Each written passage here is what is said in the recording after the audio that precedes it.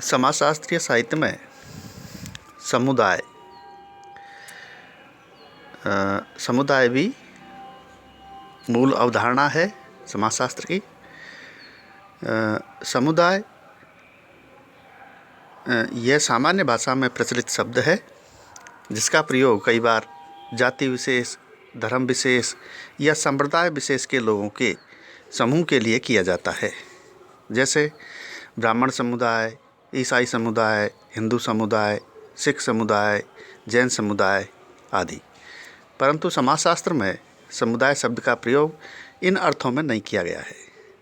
समाजशास्त्र में किसी गांव, कस्बे, नगर, महानगर या देश को समुदाय माना जाता है। इन सभी समूहों के साथ एक निश्चित भौगोलिक क्षेत्र जुड़ा हुआ है। जयपुर, दिल्ली, लखनऊ, कानपुर, इंदौर, भोपाल, उज्जैन, ग्वालियर आदि नगरों के अपने अपने निश्चित भौगोलिक प्रदेश है, निश्चित क्षेत्र है, जहाँ व्यक्तियों का एक समूह सामान्यतः स्थायी रूप से निवास करता है।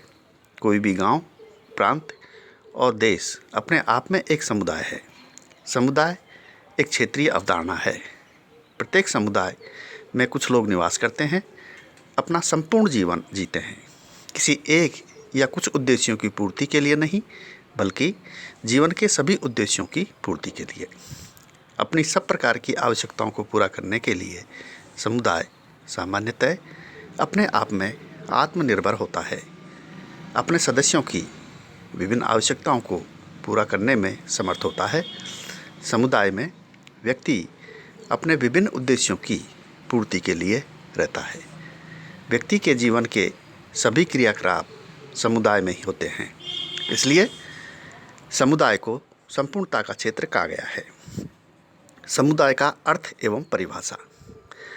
शाब्दिक दृष्टि से समुदाय के अर्थ पर विचार करने पर हम पाते हैं कि अंग्रेजी का कम्युनिटी शब्द दो लैटिन शब्दों कम और म्यूनिस से बना है। कम का अर्थ है टुगेदर अर्थात एक साथ से, और म्यूनिस का अर्थ सर्विंग अर्थात सेवा करने से है। इन शब्दों के आधार पर समुदाय का तात्पर्य साथ साथ मिलकर सेवा करने से है। अन्य शब्दों में समुदाय का अर्थ व्यक्तियों के ऐसे समूह से है जो निश्चित भूभाग पर साथ साथ रहते हैं और किसी एक उद्देश्य के लिए नहीं, बल्कि सामान्य उद्देश्यों के लिए इकट्ठे रहते हैं। उनका संपूर्ण जीवन सामान्यतः यही व्यतीत होता है। मैकाइवर एंड पेज के शब्दों में समुदाय सामान्य जीवन का क्षेत्र है। समुदाय को परिभाषित करते हुए बोगार्ड्स ने लिखा है, एक समुदाय एक ऐसा सामाजिक समूह है जिसमें कुछ अंशों में हम की भावना पाई जाती है तथा जो एक निश्चित क्षेत्र में रहता है। जॉर्ज लुंडबर्ग तथा अन्य ने समुदाय को परिभाषित करते हुए लिखा है, एक मानव जनसंख्या जो एक निश्चित भौगोलिक क्षेत्र में निवास करती है और जो सामान्य और अन्योन्याश्रितता जीवन व्यतीत करती है। मैकाइवर तथा पेज के अनुसार जब किसी छोटे या बड़े समूह के सदस्य साथ साथ इस प्रकार रहते हैं कि वे किसी विशेष हित में ही भागीदार नहीं होकर सामान्य जीवन की मूलभूत दशाओं या स्थितियों में भाग लेते हों, तो ऐसे समूह को समुदाय कहा जाता है। स्पष्ट है कि आपने समुदाय को एक ऐसा क्षेत्रीय समूह माना है जो एक सामान्य जीवन जीता है। ऑगबर्न तथा निमकॉफ के अनुसार एक सीमित क्षेत्र में सामाजिक जीवन के संपूर्ण संगठन को समुदाय कहा जाता है। डेविस के अनुसार समुदाय सबसे छोटा ऐसा क्षेत्रीय समूह है जिसमें सामाजिक जीवन के समस्त पहलू आ जाते हैं। उपर्युक्त परिभाषाओं से स्पष्ट है कि समुदाय सामान्य जीवन में सामान्य सामाजिक जीवन में भागीदार लोगों का एक ऐसा समूह है जो किसी निश्चित भौगोलिक क्षेत्र में निवास करता है, जिनमें हम की भावना या सामुदायिक भावना पाई जाती है। समुदाय के आवश्यक तत्व या विशेषताएं। विभिन्न परिभाषाओं के आधार पर समुदाय की निम्नांकित विशेषताएं आधार तत्व प्रकट होते हैं। पहला है व्यक्तियों का समूह। किसी भी समुदाय के लिए व्यक्तियों का समूह प्रथम आवश्यकता है। व्यक्तियों के बिना न तो हम सामान्य जीवन जीने की कल्पना की जा सकती है और न ही सामुदायिक भावना की। अतः व्यक्तियों का समूह समुदाय के निर्माण के लिए प्रथम प्रमुख आधार है। दूसरा है निश्चित भौगोलिक क्षेत्र। प्रत्येक समुदाय के लिए एक निश्चित भौगोलिक क्षेत्र का होना भी आवश्यक है। जब तक कोई निश्चित भौगोलिक क्षेत्र में निवास नहीं करता तब तक उसे समुदाय नहीं कहा जा सकता है। किसी गांव, नगर या राष्ट्र को इसलिए समुदाय कहा जाता है कि इनमें से प्रत्येक का अलग अलग निश्चित भौगोलिक क्षेत्र होता है। तीसरा है सामुदायिक भावना। इसे हम की भावना के नाम से भी पुकारते हैं। समुदाय के निर्माण के लिए सामुदायिक भावना का होना भी अत्यंत आवश्यक है। सामुदायिक भावना का तात्पर्य हम सब एक है, यह समुदाय हमारा है, यह अन्य समुदायों से भिन्न है, इसके सुख दुख में हम सभी समान रूप से भागीदार हैं, हम सब दृढ़ता के सूत्र में बंधे हुए हैं। सामान्यतः प्रत्येक समुदाय अन्य समुदाय के संदर्भ में एक संगठित इकाई के रूप में कार्य करता है। चौथा है स्वतः विकास। समुदाय का निर्माण कुछ लोगों के द्वारा जानबूझकर या नियोजित प्रयत्नों द्वारा नहीं किया जाता है। इसका तो समय के बीतने के साथ साथ स्वतः ही विकास होता है। जब कुछ लोग किसी स्थान विशेष पर रहने लगते हैं तो धीरे धीरे उनमें हम की भावना पनपती है और वे वहाँ रहने वाले सभी लोगों के समूह को अपना समूह समझते हैं। इस प्रकार की भावना के विकसित होने पर वह समूह समुदाय का रूप ग्रहण कर लेता है। अगला है स्थायीपन। इसका तात्पर्य यह है कि प्रत्येक समुदाय का एक निश्चित भौगोलिक क्षेत्र में स्थायी रूप से रहता है।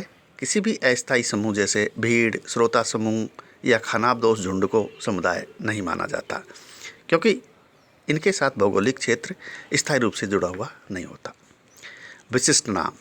प्रत्येक समुदाय का अपना एक विशिष्ट नाम होता है जो उस समुदाय के लोगों में हम की भावना जागृत करता है। अगला है मूर्तता। एक समुदाय मूर्त समूह है।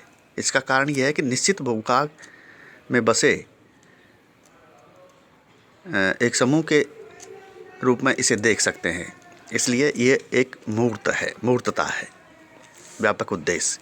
समुदाय का किसी एक या कुछ विशिष्ट उद्देश्यों के लिए नहीं होता है। यह तो व्यक्तियों के जीवन की विभिन्न गतिविधियों का केंद्र स्थल है। समुदाय के उद्देश्य इस दृष्टि से भी व्यापक है कि यह किसी व्यक्ति विशेष, समूह विशेष, वर्ग विशेष के हित या लक्ष्यों की पूर्ति के लिए कार्य नहीं करता है। सभी व्यक्तियों और समूहों के सभी प्रकार के लक्ष्यों की पूर्ति के लिए कार्य करता है। अगला है सामान्य जीवन। प्रत्येक समुदाय के कुछ सामान्य रीति रिवाज, परंपराएं, विश्वास, उत्सव, त्यौहार, संस्कार आदि होते हैं जो उस समुदाय के लोगों के जीवन में एकता उत्पन्न करने में योग देते हैं। समुदाय में ही व्यक्ति की आर्थिक, सामाजिक, राजनीतिक, धार्मिक, सांस्कृतिक आवश्यकताओं की पूर्ति होती है। अगला है सामान्य नियम व्यवस्था। गिन्सबर्ग ने नियमों की सामान्य व्यवस्था को समुदाय की एक महत्वपूर्ण विशेषता माना है। सामान्य नियमों के माध्यम से लोगों के व्यवहार को निर्देशित किया जाता है, उन पर नियंत्रण रखा जाता है। सामान्य नियमों से निर्देशित होने के कारण ही एक समुदाय विशेष के लोगों के व्यवहारों में बहुत कुछ समानता देखने को मिलती है। आत्मनिर्भरता। समुदाय को एक आत्मनिर्भर समूह माना गया है जो अपनी सभी आवश्यकताओं की पूर्ति स्वयं ही कर लेता है। इसका तात्पर्य यह है कि उसे किसी अन्य समुदाय पर निर्भर रहने की आवश्यकता नहीं पड़ती है। अगला है अनिवार्य सदस्यता। प्रत्येक व्यक्ति किसी न किसी समुदाय का सदस्य अवश्य होता है। वह किसी न किसी क्षेत्र विशेष में अन्य लोगों के निकट रहता है, उनके साथ अंतःक्रिया करता है। उसे अपनी विभिन्न आवश्यकताओं की पूर्ति के लिए किसी न किसी क्षेत्रीय समूह अर्थात समुदाय में रहना पड़ता है। एक क्षेत्र विशेष में लंबी अवधि तक लोगों के साथ रहने से उनमें अपने समुदाय के प्रति लगाव या अपनत्व का भाव पैदा होता है। तो ये समुदाय का अर्थ, परिभाषा एवं कुछ विशेषताएं थी जिनके आधार पर हम समुदाय को समझ सकते हैं। धन्यवाद।